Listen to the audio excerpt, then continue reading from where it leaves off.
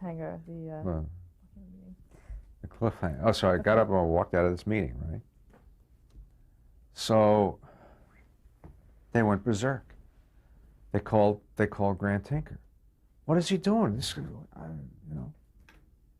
I said, Grant. I said, I'm just not going to do it.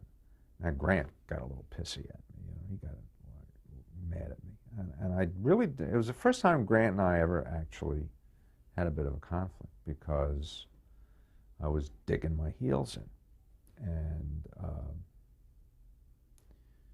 you know, that was when I began to hear words about myself.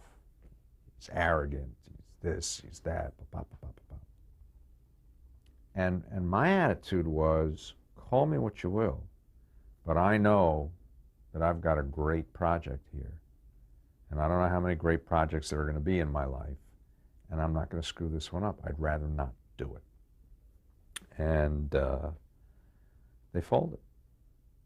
They virtually folded on every point, and then we started to cast and do all that stuff. And I remember the casting director, was the head of NBC casting, was Joel Thurm, who subsequently became a good pal, you know. But in those days, you have to remember that was an era in which networks had almost total control over every aspect of production.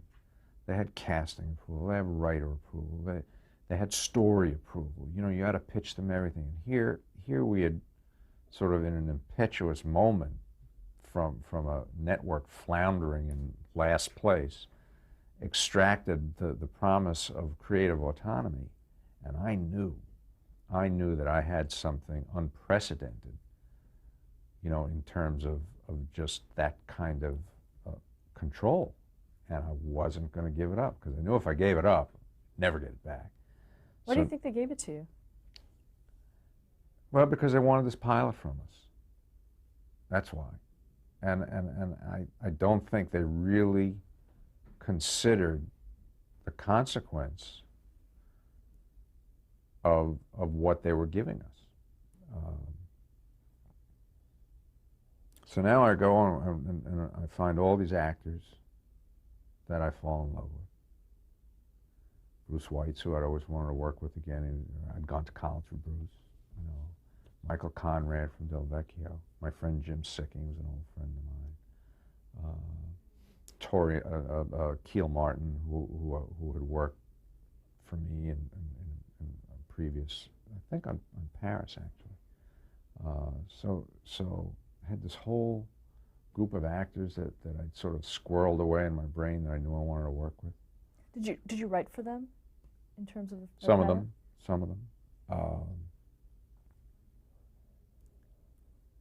And then we wound. You know, they said, well, you know, you got to bring them over to test. So I said to them, I said, I'll bring them over. But I said, if you're going to play poker with me, that's a mistake. Because if you don't like these people, I have nobody that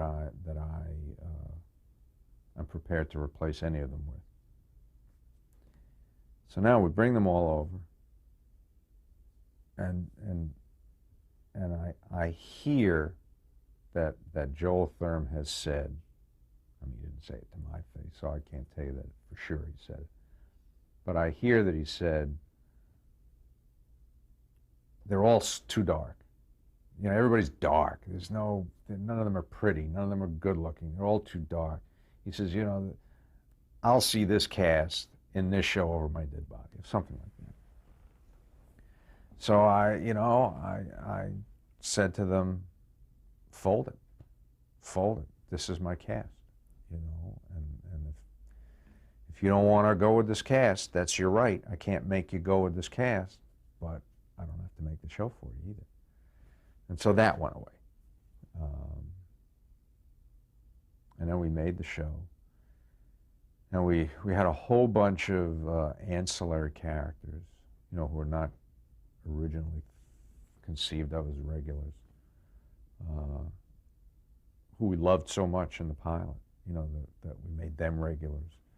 And by the time this thing went on the air, I think we had 11 regulars or something. It was, no one had ever seen anything like it. I mean, it was just, you know, it was like the 59th Street IND there, on, you know, on the platform at 5 o'clock. Everywhere you looked, there were bodies. You know, how do you?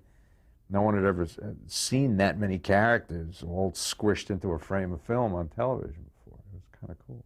How did you write that?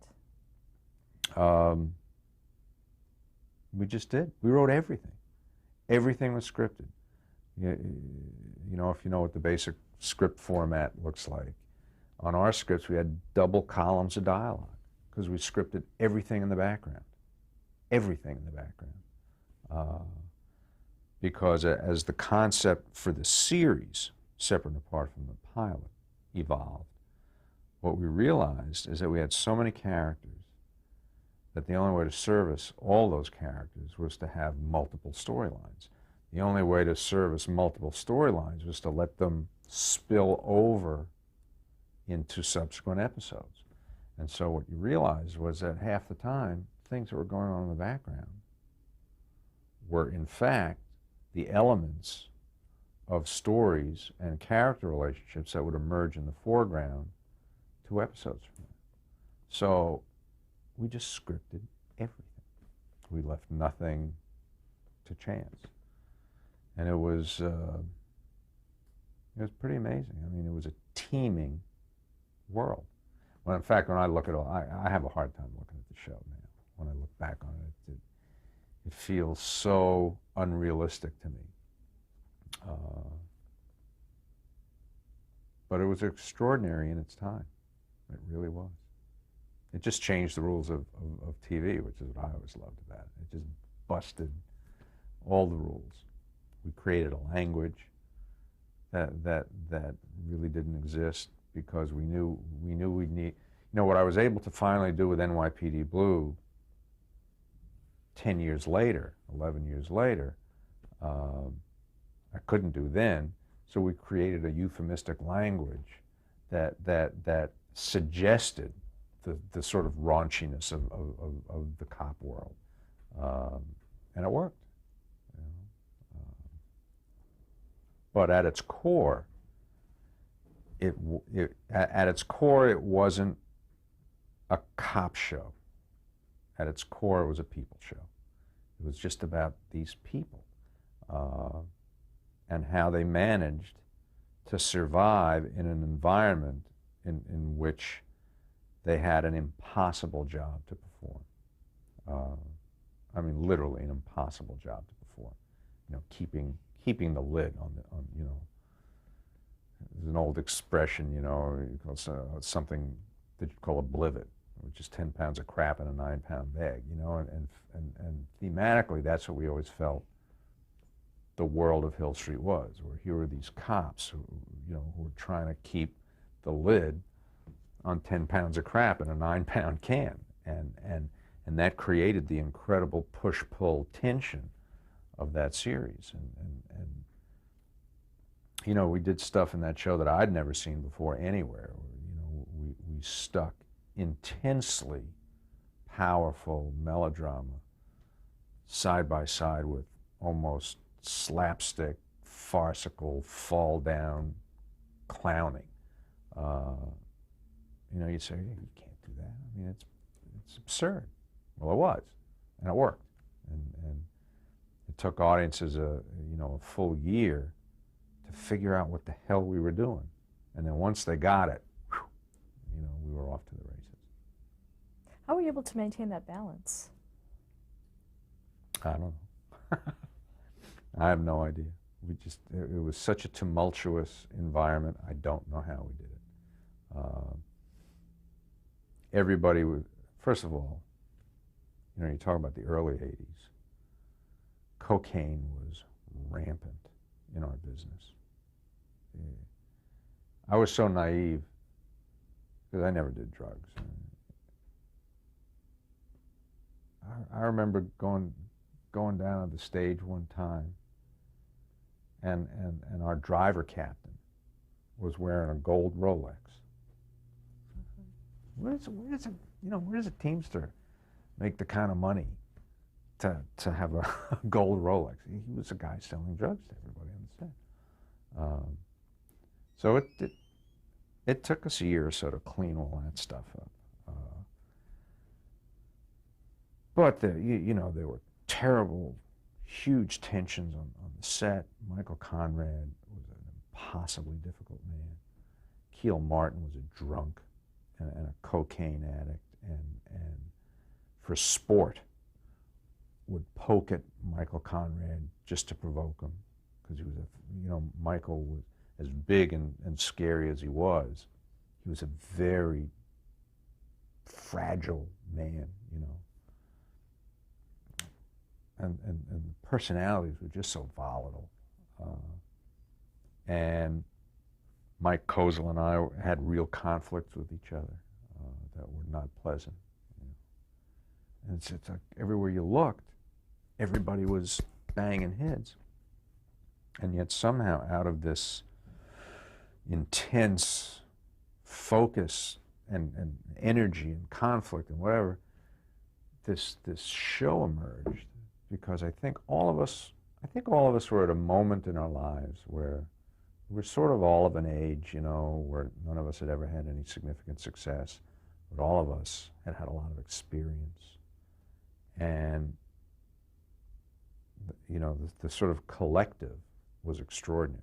The sum truly was greater than its parts.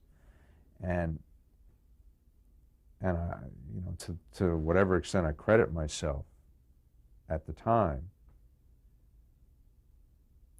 I recognized that this was an extraordinary piece of work that we had command of. And I simply wasn't going to let anything get in the way of killing it. And I just thought, I don't care how hard I have to fight. I don't care who I have to fight with. I am not going to turn my back on this thing. I'm not going to quit on it, because I really did believe that it was I knew for sure it was the best thing I'd ever been involved in by far. And I thought, well, it may in fact be the best thing I ever will be involved in my life. And if this is the only thing that I'm ever going to have in my life that I can truly point to with pride, I just have to devote myself to that. And so everything kind of took a back seat for, a 4 or 5 year period of my life to that. And how did you maintain that as a producer? What did you do? I don't know. Showed up early, went home late, and just held on. Literally, I mean, that's my experience. Remember in Ben-Hur, the chariot race, all these guys are just careening around this track, holding on for dear life in these rickety little two-wheeled chariots. That's what I felt like for 5 years on Hill Street Blues. I was just hanging on for dear life. And when I look at that list of episodes,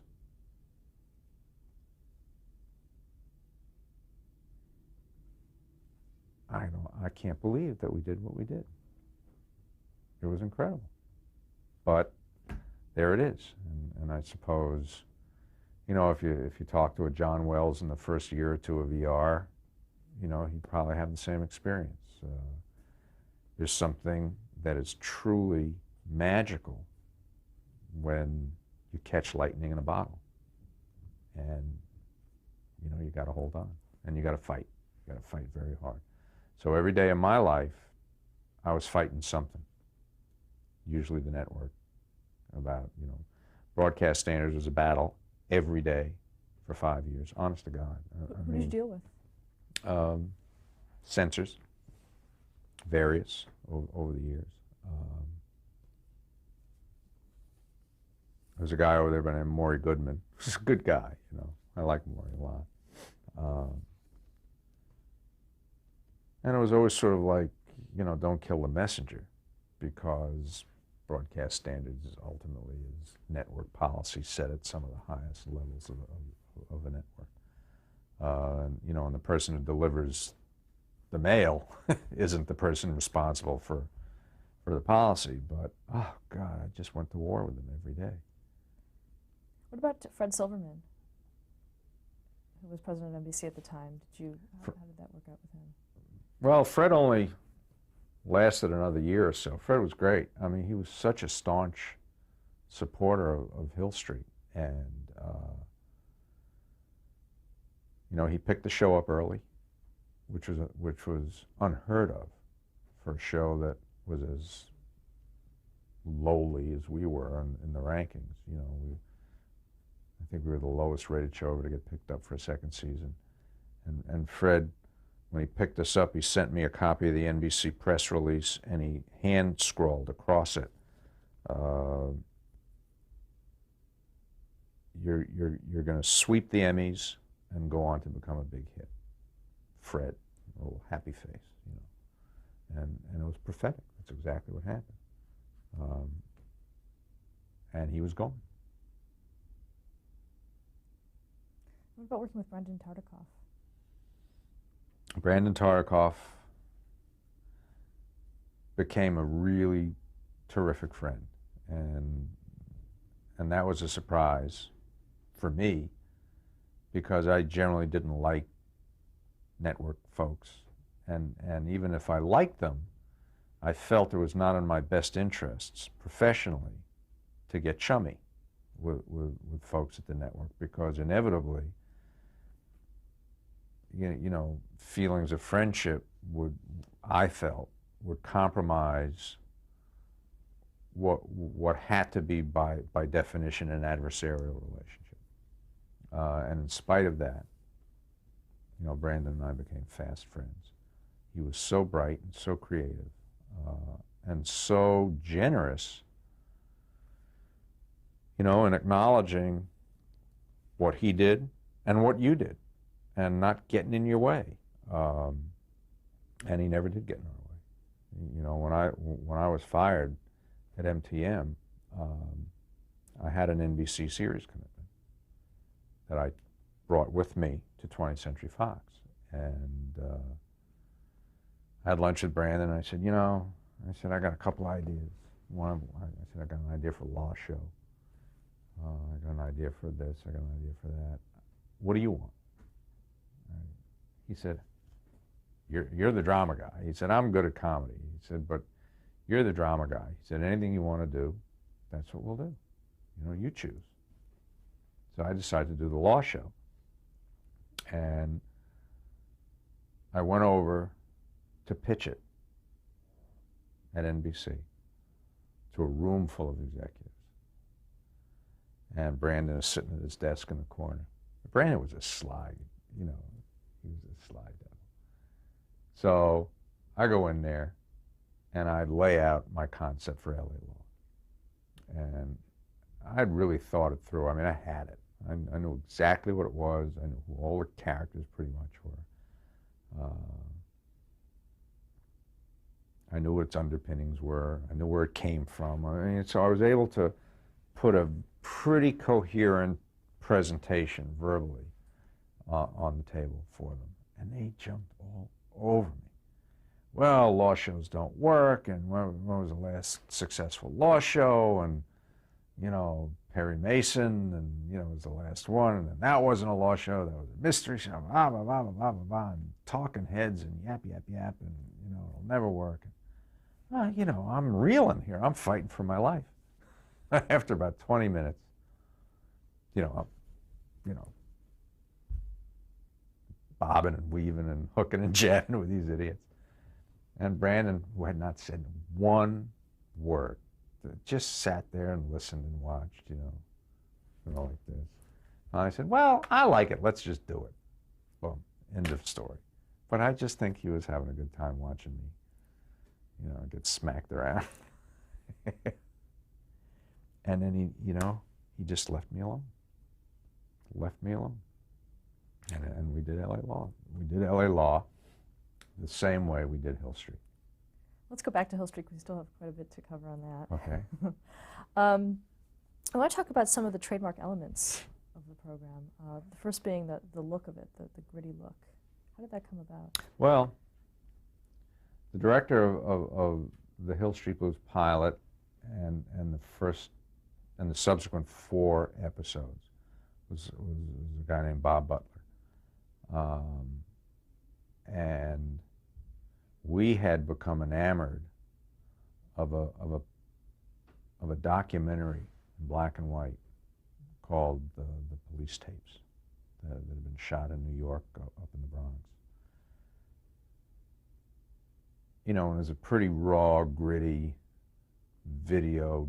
I think it was video documentary, and it was so kind of in your face, and Butler fell in love with that, and he wanted to do the entire show handheld, that way, you know. And I said no, I can't do that. So, you know, that was a negotiation. You know, I said, well, we'll do half of it that way. I said, well, Bob, you can't do half of it. And what we finally agreed to, which became a real signature of the show, is that we would do those opening roll calls handheld. So Bob really, I mean, certainly from a conceptual point of view, all of us kind of shared in the process, but Bob really was the architect of that stuff. But what a group we had, you know. Greg Hoblet, who'd been a friend of mine for years, and who would come over to MTM to work with me on a movie the week we made that Michael and I had written there called Vampire. What a piece of shit that was. But Greg, he was a wonderful producer who wanted to be a director ultimately in life, and he was the producer on Paris. And I remember Arthur Price, who was the head of MTM, said, because I said I was going to have Greg produce Hill Street. And again, it was one of those things of, you know, he'll produce over my dead body. And I said, Arthur, you know, we can fold this thing right now, but we're not going to do this without Greg. So, and Greg was just remarkable, and really cut his teeth as a director on Hill Street Blues.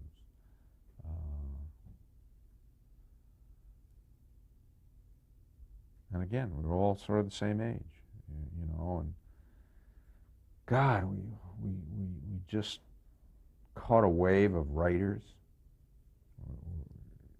You know, we got Yurkovich towards the end of the first season.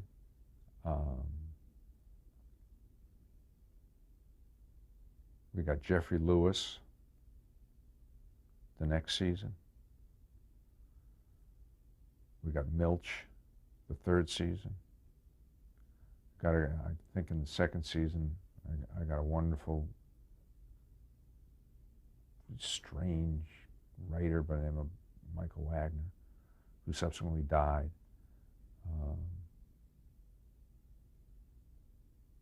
Of a brain tumor. And the day of his memorial service was the day of the Rodney King verdict, and that was the day the riot started. And I remembered we were in the backyard of this home up in Benedict Canyon, you know, having this memorial service for Michael Wagner. There were helicopters and things going on. What the hell, you know? You know, Michael wasn't famous or anything. There were all these helicopters going around, buzzing around up there. And finally, at the end of it, you know, drove down Benedict Canyon, hit Sunset Boulevard, and it was just a sea of traffic, you know, heading west. Just gridlock, not moving. That's it. I turned on my car radio, and I thought, oh, geez, look at this. Riots, people fleeing. It was unbelievable. But but I digress. It was just an extraordinary group of you know, writers and actors. directors, and downstairs in our building, we all had the second floor of this building at CBS Radford, and downstairs was my friend Bruce Paltrow, who was doing St. Elsewhere with his team. I mean, what an environment. It was just extraordinary. Did you have a writer's room? My office. I mean, we would all gather in my office every day. Can you talk a little bit about what you did in the office during those times? Well, everything. We did everything, Mostly we had story meetings. We just invented all those stories, endless hours and hours and hours of stories. And boy, that was hard. Every day you just sort of dread cranking it up again because it was so exhausting and so relentless. But I think finally, when Fat Dave came into our lives, David Milch, it never got easier. But at least with David in our world, he's such a lunatic. He was so crazy that we started to laugh. I mean, we laughed more in those years than I've ever laughed before or since, because David was just nuts. How did you maintain continuity? We just did. It was, I don't know how we did it. It was a show that had a memory, and somehow, because you were so steeped in it every day. I mean, this was not a 5-day-a-week job, It was like, you never thought about anything else. It was 7 days a week. I worked nights, I worked mornings, I worked weekends. I mean, it just never stopped. You just carried in your head hundreds of stories, dozens and dozens of characters, things. I mean, it was just like everybody was spinning plates and juggling balls and things. I mean, and we did it. We just did it. And there was a sort of a collective consciousness of the show that we had custody of, as a group of writers. And what we would do is we'd all sit in a room, we'd hammer out these stories, and then sort of figure out what the structure was. And then you'd say to Michael Wagner, here, you write this one because this is really kind of up your alley, and David, you write this one, and Tony, you write this one, and I'll write this one. And then everybody give me their pieces, and I'll put the pieces together and, fix the, whatever overlaps, or if the seams aren't straight or something. Or David would do it, or Tony would do it, and we would take turns taking ultimate responsibility for tailoring an hour. But I mean, we developed a lot of systems, and they worked. Okay, let's stop there to change the tape.